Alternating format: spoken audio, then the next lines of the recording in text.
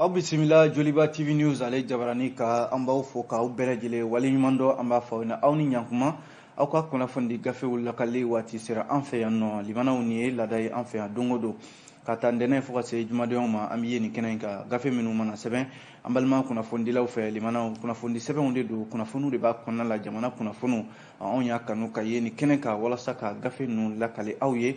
bamanankan yɛrɛ la walasa a bɛ se ka faamuya sɔrɔ jamana kunnafoni la cogo min na o la an bɛ bɛɛ fo ka bɛɛ waleɲuman dɔn an minnu ye aw ka ciw bila k'an lajɛ an minnu y'a ka baaraw bila k'an filɛ walasa an bɛ bɛɛ fo ka bɛɛ waleɲuman dɔn an b'a fɔ ɲɛna kunnafoniw olu b'an bolo kɔrɔ an bɛna an da don minnu na sisan k'u walawala aw ye kunnafoniw la bakurunba damadɔ bɛ tali kɛ fasɛdi sɛbɛnw la l'essor bien limanaw ale kumana min ye bi ye marisi kalo tile 8 ye san 2022 ale bɛnna don kɛrɛnkɛrɛnnen ma min taara ka di an balakaw ma limanaw a jarala k'a fɔ don kɛrɛnkɛrɛnnen musow jɔyɔrɔ bɛ se ka kɛ mun ye mali kura jɔli la a jarala k'a fɔ minisiri min bɛ yen n'ale yɛrɛ bɛ o baara kunna mali kura jɔli ministère de la refondation de l'état chargé des relations avec les institutions limanaw l'essor maaw sera ma k'a ɲininka musow jɔyɔrɔ bɛna kɛ mun ye mali kura ko in na an bɛna an da don o la sisan o mana bɔ yen nɔ le soir de Bamako kumana soir de Bamako y'a jira k'a fɔ nin wagati in na limanaw min ye Bamako sigida filanan commune 2 limanaw k'ale saraba cɛ ale wulila k'i jɔ ni saraba ye sɛgɛsɛgɛli minnu kɛra san 2 kɔnɔna la k'a jira k'a fɔ ko sigida jumɛn bɛ Bamako yan nɔ ko min ka jɔyɔrɔ ka bon ɲɛtaga yɛrɛ la kosɛbɛ a jira k'a fɔ commune 2 limanaw ale de ye jɔyɔrɔ fɔlɔ sɔrɔ o la an bɛna an da don o la soir de Bamako kɔnɔna la o mana bɔ yen Nouvelle Horizon kumana limanaw ko tare ɲina a jarala k'a fɔ hiji baaraw k'olu dayɛlɛla ɲina san 2 tɛmɛnen kɔfɛ Arabi Saoudite jamana ale y'a jira k'a fɔ ko ɲina ko hiji baaraw dayɛlɛla ko alisilamɛw bɛ se ka taa hiji kɛ ɲina sabu san 2 tɛmɛna coronavirus bana kun ye hiji ta bali an bɛna an da don la Nouvelle Horizon kɔnɔ o mana bɔ yen na le combat kumana limanaw combat y'a jira k'a fɔ ko nin ye cɛ dɔ ye min n'ale tɛgɛ tara a bɛ yɛrɛ kɛ finitigi de ye n'o ye gendarme dɔ ye ko 9e arrondissement maaw kɔni ye a ka boli ban cɛ in yɛrɛ tɔgɔ de ko AB limanaw ka a tun bɛ yɛrɛ kɛ jamanakuntigi colonel Asimi Goyita ka ciden de ka sɔrɔ ka taa wari minɛ mɔgɔw la an bɛna an da don fana sa combat kɔnɔ an bɛ sɔrɔ ka kuncɛ ni min ye limanaw o ye k'a fɔ jɛkulu min bɛ yen n'u kama ko association Dagakane ale ɲɛma min bɛ yen n'a a bɛ kaso la nin waati in na limanaw ni o ye min ye Bakari Jambu ye a jarala k'a fɔ ko association Dagakane wulilen dɔ bi ko fo a ka bila an bɛna an da don o fana na l'indépendant kɔnɔna la limanaw an b'a daminɛ ni fasɛdi sɛbɛn min ye o ye l'essor ye ale kumana limanaw l'essor y'a jira k'a fɔ marisi kalo tile 8 o bɛ bɛn diɲɛ bɛɛ lajɛlen kɔnɔna la don kɛrɛnkɛrɛnnen min bɛ yen n'a talen don ka di an balakaw ma n'o ye musolakaw ye walasa yanni an ka don fasiri kɔnɔ an b'a fɔ musolakaw ye ko ala ka seliw bɛɛ lajɛlen ja ala ka sanw caya o la min ye l'essor ye ale y'a jira k'a fɔ limanaw don kɛrɛnkɛrɛnnen min bɛ yen ni diɲɛ bɛɛ lajɛlen b'a ta musow tɔgɔ la journée internationale de la femme a jarala k'a fɔ minisiri min bɛ Mali kɔnɔna la n'o ɲɛsinnen don jamana kura dilanli ma jamana yɛrɛ bɛ se ka dilan ka ɲɛda kuraw d'a ma cogo min na n'o ye refondation ye Ibrahim Ikasa Mayiga ale de b'o baara kunna a jarala k'a fɔ Ibrahim Ikasa Mayiga a ko muso sen ka don Mali kura jɔli la o de ka kan kosɛbɛ wa o de ye baara ye jamana faamaw bɛ ka sɔnni sigi min ka bi kosɛbɛ walasa nin don kɛrɛnkɛrɛnnen senfɛ l'essor maaw sera minisiri ma k'a ɲininka limanaw a fɛla ye mun ye musow yɛrɛ jɔyɔrɔ kan ka kɛ mun ye mali kura jɔli la a y'a jira k'a fɔ kumaɲɔgɔnya ninnu na limanaw ko n'i ye musow kɔni lajɛ limanaw u jɔyɔrɔ ka bon min ye an ka i mana jamana yɛrɛ baara o baara ta limanaw ni muso t'a la a man di wa musow jɔyɔrɔ ka bon a la kosɛbɛ o de la ko jamana bɛ ka baara belebeleba minnu ta n'a bɛ ka baaraw kɛ a jarala k'a fɔ musow jɔyɔrɔ de ka bon a la kosɛbɛ wa musow ka hakililaw n'u mana fɛn o fɛn ta ko o hakilila ninnu k'olu na ta ba la o la sa l'essor maaw y'a ɲininka ko n'a fɔra ko mali kura jɔli ko kuma bɛ fɔ limanaw n'a ma ɲɛ ko musolakaw ka can kosɛbɛ an ka jamana kɔnɔ la n'i y'a sigi 100 o 100 limanaw i b'a sɔrɔ musow olu bɛ taa 51 na o b'a jira k'a fɔ musow ka ca ni cɛw ye dɔɔni ko musow olu jɔyɔrɔ bɛ se ka kɛ mun ye o la sa minisiri Ibrahim Ikasa Mayiga l'essor kɔnɔna la bi a ye jira k'a fɔ an y'a fɔ ten musow ka ca Mali kɔnɔna la yan kosɛbɛ. N'a ma ɲɛ ko jamana kura bi jɔ, ko jamana bi taasira kuraw bi d'a ma, a ka kan maa minnu ka ca jɔyɔrɔ ka di olu ma kosɛbɛ. A jirala k'a fɔ musow u ka seko ni ka dɔnko u bɛ min dɔn ani u yɛrɛ hakililaw ye minnu ye, ani u bɛ se ka baara kɛ lafiya kɔnɔna la cogo min na. Musow kana kɛ bolo kɔfɛ fɛn ye. I mana kɛ jɔyɔrɔ o jɔyɔrɔ la k'a fɔ de ko i ye muso ye, walima ko lujura b'i la, walima i jɔyɔrɔ kama, walima si yɛrɛ kama, walima k'a fɔ ko i bɛ nin jɛkulu in kɔnɔna la, limanaw k'o tɛ lajɛ. A jirala k'a fɔ musolakaw nin baara de bɛna bila sen kan walasa u ka jɔyɔrɔ bɛ se ka ye Mali jɔliko la cogo min na. O la ko n'i y'an ka sigidaw yɛrɛ taabolo lajɛ, minisiri ka fɔ la ko Mali kɔnɔna la yan kabi fɔlɔfɔlɔ o ye laada ye an fɛ yan. Limanaw i mana baara o baara ta an ka jamana kɔnɔ yan, i tɛ se ka musow tɛgɛ ko ka bɔ a la. O de la i mana duw ta, i mana sigidaw ta, i mana an ka sira o sira ta, hali fangasow, limanaw musow de jɔyɔrɔ ka bon a ko la kosɛbɛ. Ko munna ni Mali kura ko kuma bi jɔ, ni jamana ɲɛmaaw bɛ ka o baara kɛ bi, n'u bɛ ka fɛɛrɛ caman tigɛ walasa jamana bɛ se ka taabolo ɲuman sɔrɔ cogo min na, ko munna musow da tɛ se ka don o la. O de la ko bi baara fɛn fɛn bɛ ka kɛ bi jamana kɔnɔna la, limanaw k'u sera musolakaw ma k'u ɲininka u dalakanw na. Jɛkulu o jɛkulu bɛ yen k'o bɛ musolakaw tɔgɔ la an ka jamana kɔnɔna la yan. Minisiri Ikasa Mayiga y'a jira k'a fɔ ko jamana ɲɛmɔgɔw sera u ma k'u ɲininka, u ka se k'u fɛla fɔ, u hakilila ye min ye, fɛɛrɛw la jamana yɛrɛ bɛ se ka taa sira ɲuman kan cogo min na. O de la Assise nationale de la refondation min n'o kɛra an ka jamana kɔnɔna la yan, a ko musolakaw yera a kɛnɛ kan kosɛbɛ, u ka hakililaw tara, u ka fɛla fɛn fɛn b'u fɛ a ko siratigɛ la, ko musolakaw ka hakilila tara a ko taabolo ninnu na. O de la lesɔr maaw y'u kanto tuguni k'a ɲininka minisiri Ikasa Mayiga yalima k'a bɛ se ka ɲɛfɔli jumɛn kɛ, cogo jumɛn musow sen bɛ se ka don nin baara in na, a bɛna kɛ taabolo jumɛn kan. A ko tiɲɛ don o ɲininkali a nafa ka bon. A ko Mali maracogoya bi, limanaw ni maa min ko i bɛ musow sen bɔ a la a tɛ se ka ɲɛ fiyewu. O de la ko bi k'a bɛ tasibila kɛ ka ɲɛsin musolakaw ma bi don kɛrɛnkɛrɛnnen yɛrɛ la, limanaw olu minnu ni don kɛrɛnkɛrɛnnen tara ka di u ma mars kalo tile 8 walasa k'u ka jɔyɔrɔ yira. A ko n'i y'a ye o kɛra diɲɛ bɛɛ lajɛlen fɛ, o b'a jira k'a fɔ jɔyɔrɔ de bɛ muso la, ka muso kɛ dɔrɔn ko muso tɔgɔ de b'a la, limanaw k'a fɔ k'i b'a fɔ de ko ayiwa musow tɔgɔ tɛ se ka u sen tɛ se ka don baara gɛlɛn-gɛlɛnw na, limanaw ko o tɛ se ka kɛ. Walasa bi ko Mali kura min bɛ ka jɔ, limanaw ko musow de b'a cɛmancɛ la. Yɛlɛmaniba min bɛ ka kɛ boloda an ka jamana kɔnɔna la yan, musow b'a cɛmancɛ la. Wa ko sariya min yɛrɛ tara walasa ka musolakaw ka hakɛw lafasa jɔyɔrɔ ko nasira ninnu na Mali kɔnɔna la yan, n'o ye loi 052 min n'o tara jamana ɲɛmɔgɔw fɛ. A ko loi 052 min yɛrɛ filɛ, limanaw baara bɛ ka kɛ n'a ye. Sabu ko ni ye gouvernement lajɛ, ni ye gouvernement kɔnɔna la ni ye an ka députéw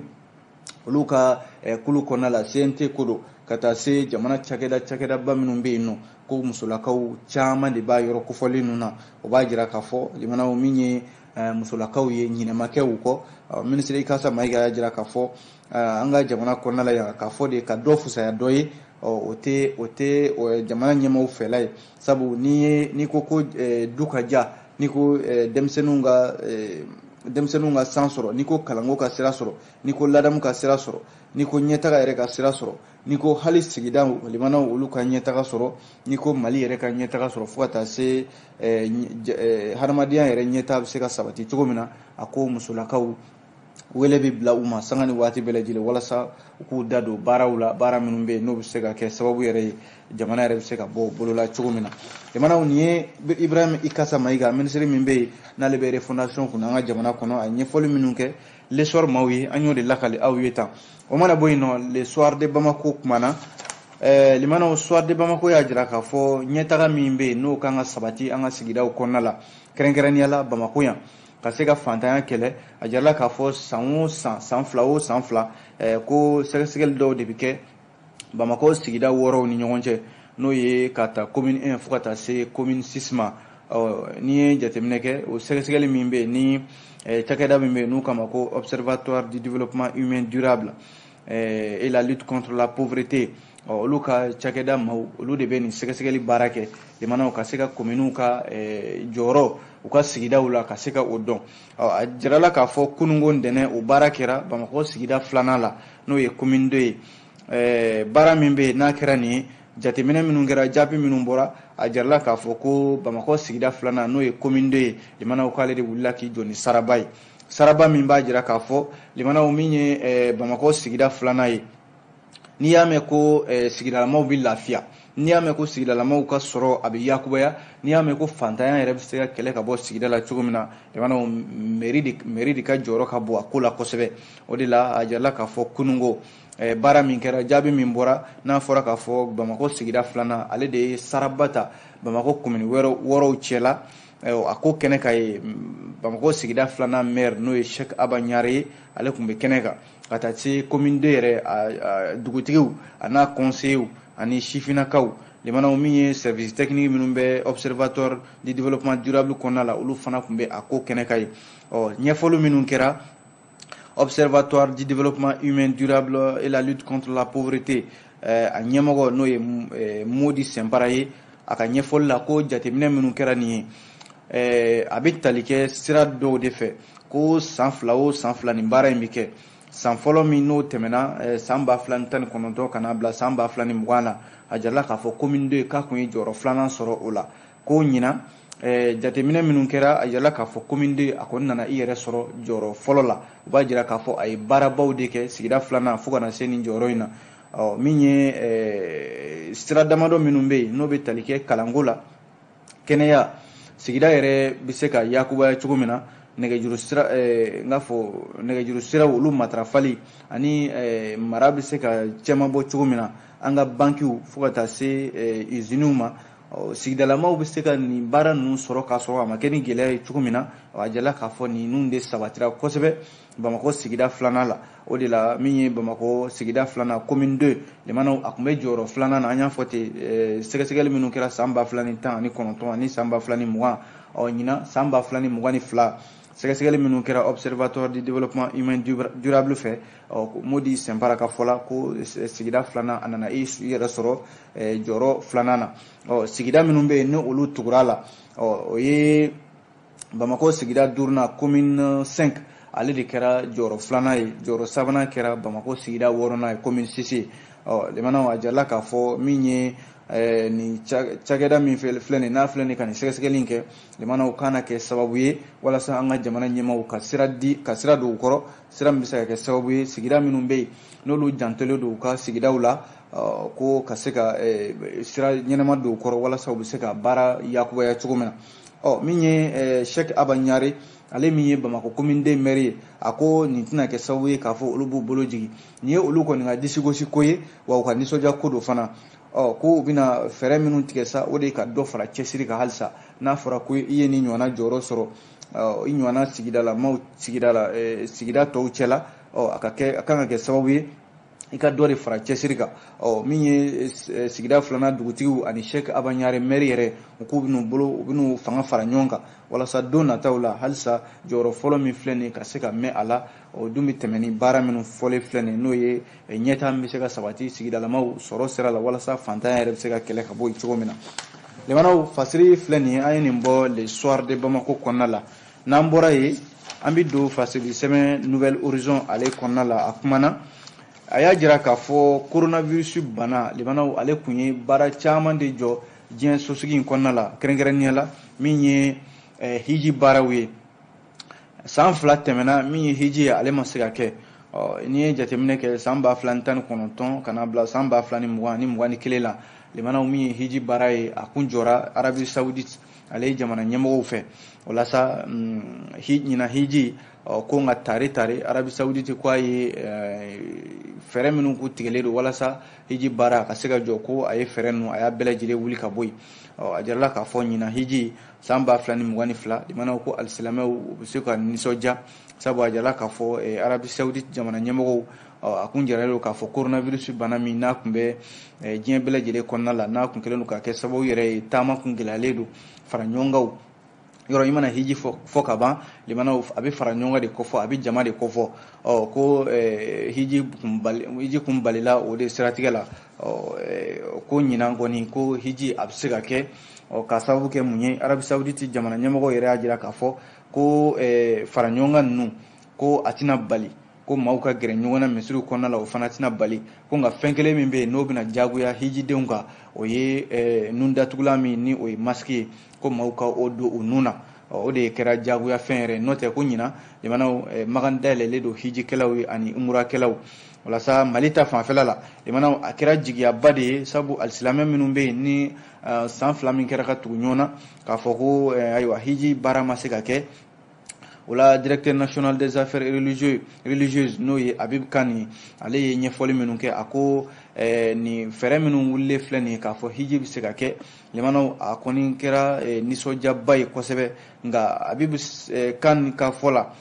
ko a bɛ se ka na ni gɛlɛya dɔw fana ye gɛlɛya minnu bɛ kɛ sababu yɛrɛ limanaw maa minnu bɛ yen ni olu bɛna taa u bɛ fɛ ka taa hiji la ɲina ko a ma hakɛ de bɛ sɔn ka caya fo k'a fɔ a to ten sabu san 2 min tɛmɛna n'a fɔra k'a fɔ maaw ma se ka taa hiji la n'a fɔra ko bɛɛ lajɛlen k'a fɔ bi ko ka ye hiji kɛnɛ kan limanaw a bɛ sɔn ka kɛ maa hakɛ dama bɛ sɔn ka tɛmɛ yɔrɔ san o san maa hakɛ dɔ bɛ di jamana bɛɛ lajɛlen de ma Mali ta n'a fɔra ni hakɛ min dira n'a fɔra san 2 tɛmɛnen na ko maaw ma bɛ yen ko ma se ka taa hiji la n'o ko k'a b'a sen don ɲina hiji la limanaw jama bɛ sɔn ka caya bɛɛ dun tɛ se ka taa ɲɔgɔn fɛ o la Habib Kane ka fɔ la o an t'o yɔrɔ la fɔlɔ ko nka ni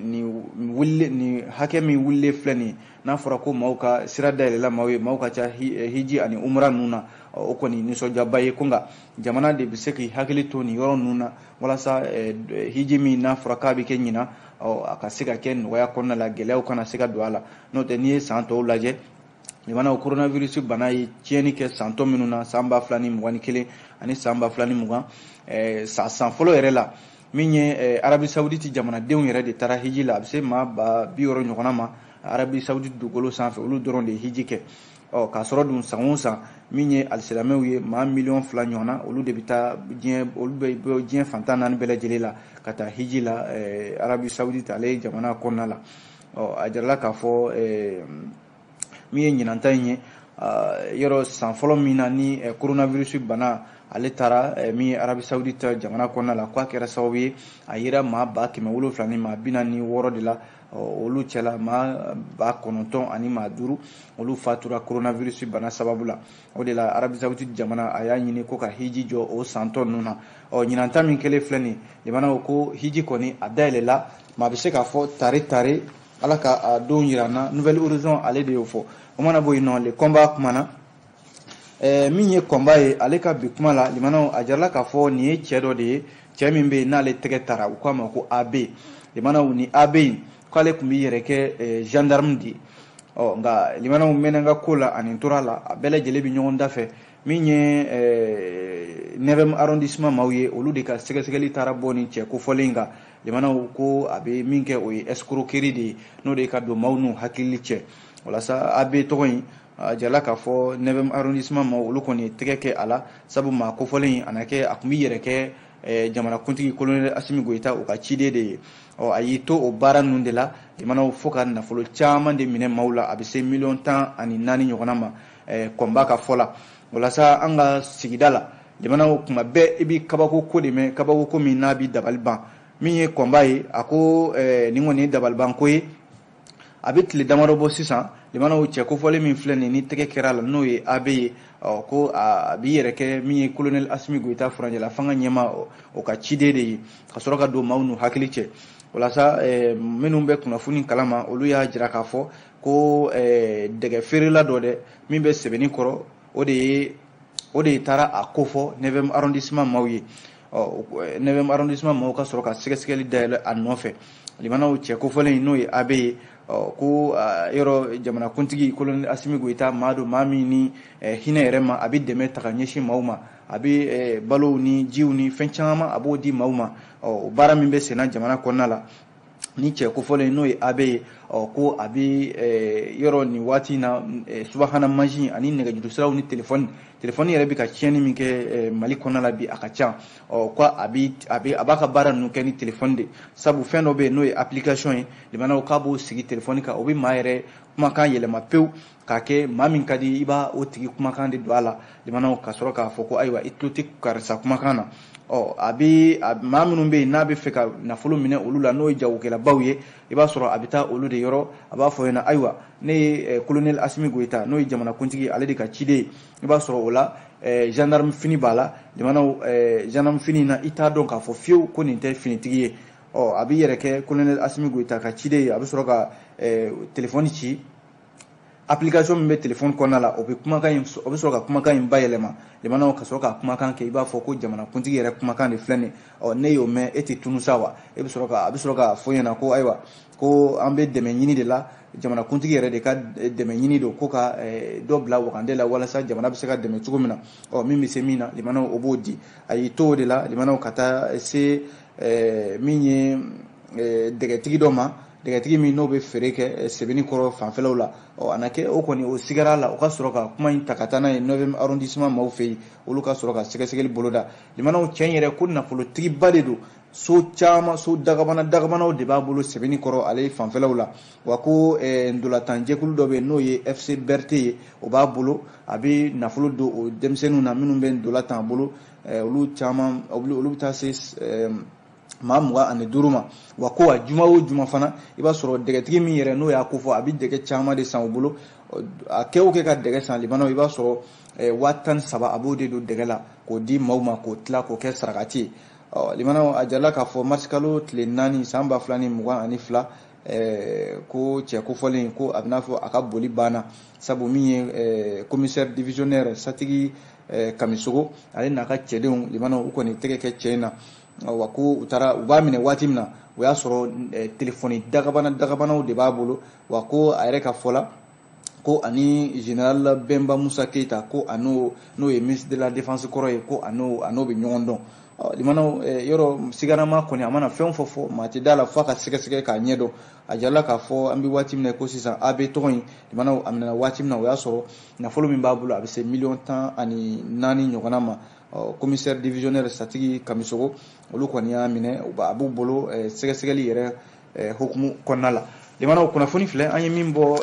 le combat ale kɔnɔna la an b'a kuncɛ ni min ɲɛ joona o ye l'indépendant ye limanaw l'indépendant y'a jira k'a fɔ ko samasamani bɛ association Daga Kane ani u ka sigidala ɲɛmaaw ni ɲɔgɔn cɛ bi ka sababu kɛ mun ye association Daga Kane ale ɲɛma dankan dɔ bɛ yen n'o ye Bakari Jambu ye ko ale minɛnen don a bɛ waati jan bɔ sisan o de la min ye yɛlɛmane dugu kɔnɔna la yɔrɔ min bɛ yen ni u ka sigidalamaw ka jɛrɛ ka bɔ a yɔrɔw la kosɛbɛ ko kunungo u ye wulikajɔba de kɛ limanaw walasa ka se k'u ka fɛlɛ yira k'u ka nisɔngoya yira dɔwɛrɛ tɛ u ka ɲɛmaa min bɛ yen n'o ye Bakari Jambu ye ale de ye association belebeleba min bɛ yen ni fanga b'a la bi kosɛbɛ n'u k'a ma ko association Daga Kane limanaw a bɛ dugu 99 ɲɔgɔnna a b'o de kɔnɔna la o tɛ jɛkulu fitinin ye limanaw a jarala k'a fɔ hali hadamadenya yɛrɛ taabolow la dɛmɛw la association Daga Kane ka wulikajɔ ka bɔ siratigɛ ninnu na kosɛbɛ o de la jama caman de bɔra kunungo yɛlɛmani dugu kɔnɔna la limanaw minnu ni u kɛlen don ka finingolo bilenmanw siri u kunkolo la o b'a jira k'a fɔ ko u diminen don k'a jira k'a fɔ u ka sigidala ɲɛmɔgɔw la n'o yɛlɛmani dugu ɲɛmaaw ye k'u ka maa min minɛnen don n'a bɛ kaso la n'o ye Bakari Jambu ye limanaw k'u ka bila ka bɔ yen o de la kuma minnu bɛ yen n'o kun bɛ ka fɔ sigidala maa minnu ye wulikajɔ kɛ ka taama in kɛ limanaw o de k'a fɔ waati dɔ la kuma dɔw kun tigɛra k'a fɔ ko u ka dɔgɔtɔrɔso dɔ bɛ yen n'o ye maternité dɔ ye ko o jɔli min kɛra n'a fɔra ko 25 k'o donna o la ko association Daga Kane ale de y'o nafolo di wa maa min bɛ yen n'ale kun b'a ko bɛɛ lajɛlen ɲɛma o de ye Bakari Jambu ye o la secrétaire général min bɛ yen bi ni ale de bɛ a ko kunna Abdramane Sila ale y'a jira k'a fɔ ko ni maternité min filɛ nin n'o ye dɔgɔtɔrɔso ye musolakaw tɔgɔ la n'a filɛ nin ye kɔjɛ dugu kɔnɔna la ani yɛlɛmani yɛrɛ man jan kosɛbɛ limana ko Bakari Jambu ale de ye o dɔgɔtɔrɔso in ale de ye a jɔ wa ale de ka nafolo caman donna la ko cogo di ko o Bakari Jambu in bɛ se ka minɛ ka don kaso la maa min bɛ yen n'a a ka wulikajɔ ka bon min ye sigidalamaw olu ka baara la limana a jarala k'a fɔ Bakari Jambu in yɛrɛ ko i b'a sɔrɔ bagabi kan ma kuma bɛɛ k'a fɔ de ko jɔnya wale min n'o kɛlɛ bɛ ka kɛ n'a fɔra ko o kɛlɛ ka dabila limana ko Bakari Jambu i b'a sɔrɔ ko ayiwa kumaw bɛ ta ka ɲɛsin a ma o siratigɛ ninnu na limana min ye Bakari Jambu ye fana baara caman de bɛ yen a sen yera min na kɛrɛnkɛrɛnnenya la Kayi mara bɛ se ka taa ɲɛ cogo min na Sango Yɛlɛmani mara kɛrɛnkɛrɛnnenya la limana waati yɛrɛ kama a jarala k'a fɔ association Daga Kane olu kɔni bɛ min ɲini bi u jɔlen don u jɔyɔrɔ la k'a fɔ ko min ye u ka cɛba in ye min bɛ association Daga Kane kɔnɔna la n'a jɔyɔrɔ ka bon kosɛbɛ limana ko k'a bila ka bɔ yen kabi an kuma na limana an bɛ da sigi kɛ kunnafoni gafew la nin yɔrɔ la yan k'aw fɔ k'aw bɛɛ lajɛlen waleɲuman dɔn l'indépendant ale de ye nin fɔ min ye sini araba gafe kura minnu mana bɔ an bɛ ye kɛnɛ kan ka olu lakale nka bi Joliba TV News sanfɛ jɛmukan kɛrɛnkɛrɛnnenw fana bɛna kɛ musolakaw olu tɔgɔ la ni Ala sɔnna nɛgɛ kanɲɛ 16 fo ka taa se sufɛlaw ma a b'aw sigi ka jɛmukan kɛrɛnkɛrɛnnenw kɔnɔ musolakaw olu ka don kɛrɛnkɛrɛnnen o kama o kuma yanni o cɛ an b'a fɔ aw ni ce aw ka filɛliko ɲuman na a k'an bɛn diɲɛ waati wɛrɛ